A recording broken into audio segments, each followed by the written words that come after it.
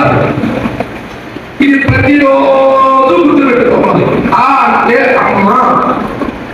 అమ్మ అంటే మొదటి దైవము, మాతృదేవో భవ.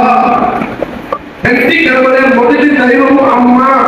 అమ్మని గౌరవించుకోవాలి, అమ్మ గౌరవాన్ని నిలబెట్టాలి.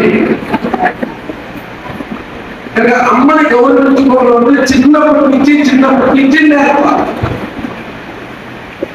రెండోది ఆవు అంటే ఆవు.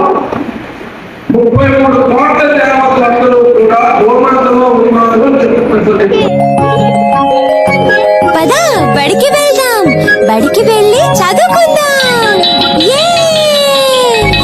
బడికి మనం వెళ్దాం, ఆటలెన్నో ఆడుదాం, పదములెన్నో పలుకుదాం, పాటలెన్నో పాడుదాం, అక్షరాలు దిద్దుదాం, అమ్మ బొడిని చేరు ఆటలెన్నో ఆడుదాం.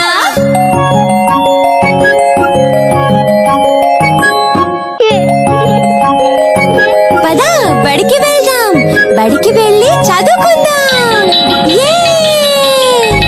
బడికి మనం